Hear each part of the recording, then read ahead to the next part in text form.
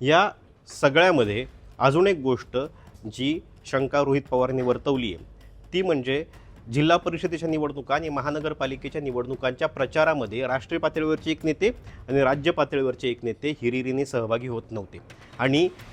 हे करताना त्यांनी संशयाची सोय त्याच नेत्यांवर नेली आहे जे नेते सध्याला या सगळ्या याच्यात अग्रभागी आहेत ते म्हणजे सुनील तटकरे आणि प्रफुल्ल पटेल यांच्यावर। अजित पुण्याच्या निवडणुका तुम्ही पाहिल्या असतील, अजित पवार प्रत्येक ठिकाणी प्रत्येक सभेला अजित पवार सभा लीड करत होते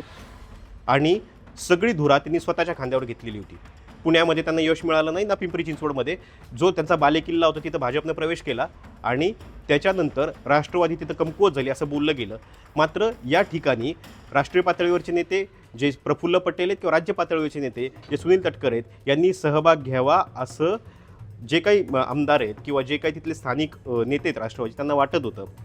मात्र ते आले नाहीत असा आरोप रोहित पवारांनी केला आहे। हेच नाही तर आत्ता जे काही उपमुख्यमंत्रीपदाची शपथ सुनेत्रा पवारांना दिली गेली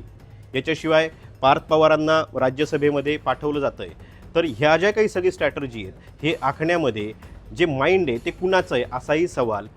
रोहित पवारांनी उपस्थित केला आहे।